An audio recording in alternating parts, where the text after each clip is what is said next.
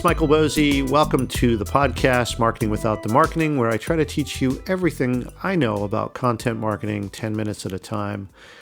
That's what this podcast is about. Hope that you've gotten a lot out of it so far. All right, let's start off with today's topic. You know, one of the things that's tough about my business and what I do is that I think people don't quite have a sense of what content strategy or content marketing is. They tend to think it's just about social media. And of course, given that there's 1.5 billion people on Facebook, you're probably on Facebook too, and you think, oh, it's just social media. I know how to do social media. I'm on Facebook. But of course, you know, there's a lot more nuance to building an audience and using it for your business. And look, I don't need you to know that just, so that you know what I do. It's that I see people making bad business decisions because of this. And that's what I'd like to fix with this episode.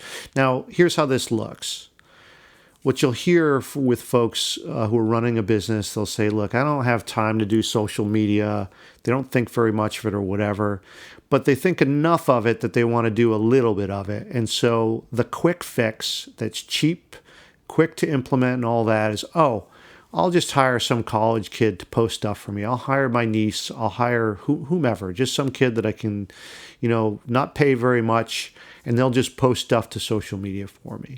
Now, look, I got nothing against college kids, right? There's definitely some smart folks who know the ins and outs of posting to social channels. That's fine. But when you're running a business, there's a huge difference between someone who's savvy with how to post to social media and a professional marketer. Content marketing is a professional discipline. It requires strategic planning and a carefully constructed set of tactics in order to have any success with it. Just because everyone knows how to post to Facebook doesn't mean that you're going to get the results. You need a strategy. And that requires building your plan around clearly articulated business goals that only you can come up with, and then direct that, setting metrics, then of course measuring your success against those metrics. Now, if you're a small business or a small business owner, content marketing, social media, this is the voice of your business. This is incredibly important to you and your brand. It's your voice. Are you really going to hand that over to someone who's not a professional brand manager? I mean, this person will be speaking as you. Think of how important that is. To me, that had better be someone who's up to the task, right? Someone who really you can trust with such a heavy responsibility. And I know in running my own business, now, of course, I know about all this stuff. This is the stuff that I teach and whatever.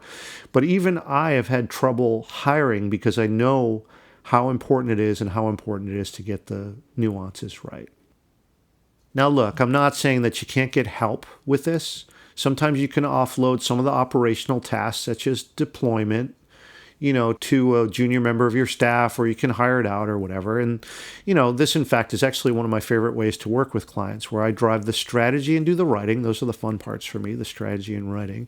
And then maybe I'll get assigned a junior staffer by the client to actually execute the plan. So they'll do the deployment and all that. So that way, the high level stuff like the writing, like the strategy, that might be more expensive for the client to pay me, but then we can get someone who's lower level staff, who's a little cheaper as a resource, and that person can do the deployment, and it just makes the whole thing work pretty good. So I like that.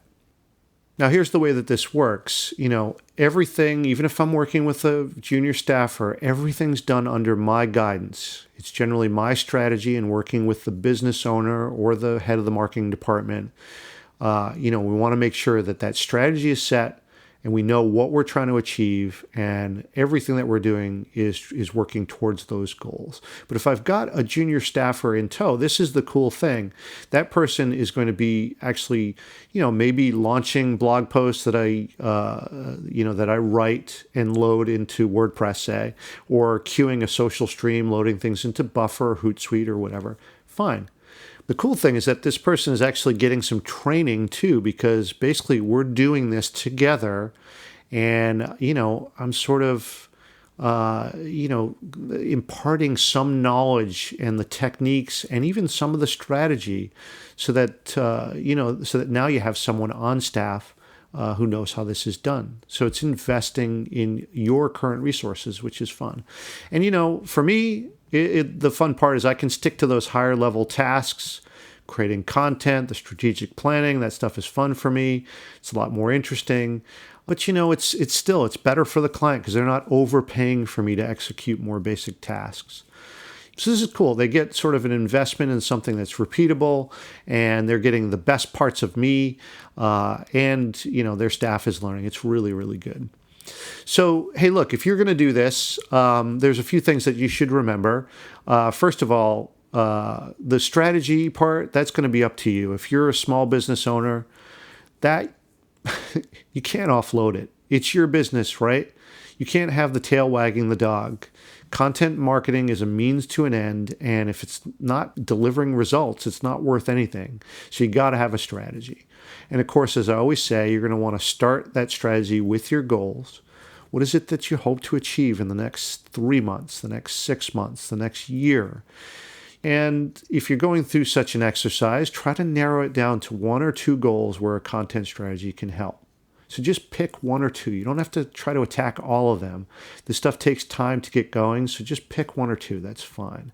And then, make sure that whoever you have working with you, whether it's someone like me or a more traditional social media manager, make sure that those people, that person, fully understands your plan and what you're trying to go for. Now, also, it's up to you to construct a plan, right? Don't just start posting. Don't start tactics before the strategy. I did an episode on that previously, a couple months ago. You got to have a good strategy before you start moving forward with tactics. And it's one of the biggest mistakes that I see small businesses make. Without a plan, just like anything in business, it's very unlikely you're going to get the desired result. And here's the thing, if you're not measuring it, even if you do get a result, how will you know that it was successful? So how will you know when it's time to actually hire some help? I mean, it's a big decision to hire someone. So you want to make sure that you and your business are ready for this step. And like I said, I've kind of, in my own business, I feel like I'm probably ready for this, but for some reason I haven't pulled the trigger on it yet. Most everything that I'm doing is myself, with the occasional help on the side.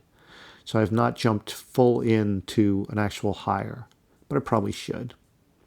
But here's the thing. When you do hire, you're going to want to be accountable to this person too. If you hire a social media manager or someone to help with your content strategy, and you've got them constantly waiting for you to either finish the piece or write the social cue or, approve the content, I mean, that's not going to work. That's a waste of time for you, certainly.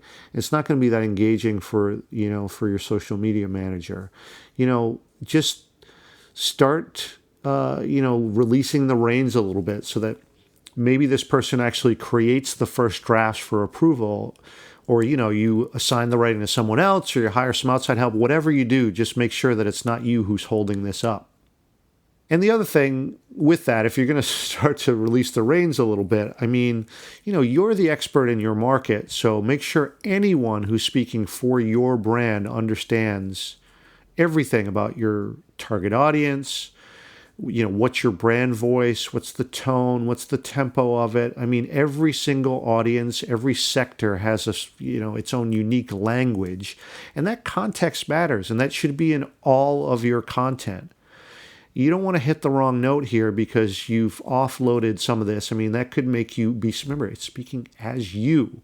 That could make you come across as an imposter, and you can't have that. Now, here's the thing. Big thing to get across is that social media is really bi-directional when it's at its best. That means that you're going to end up having customers or potential customers talking back to you. So can you or your hire handle this? You need a plan, right? Social's a little different. People are going to expect a response a lot quicker. Are you ready for that? Can you deputize either your social media manager or whomever is helping you with this? Can you deputize them to respond right away. I mean, generally think if it's on Twitter, people are expecting to hear back right away. If it's on email, you got maybe 24 hours. You don't want the wrong message going out, but also you don't want to keep them hanging as well. That's almost as bad as hitting the wrong note because it says something about your business. So you might think about, implementing an approval system, for instance, so that your hire understands, I can respond to it if it's up to a certain level.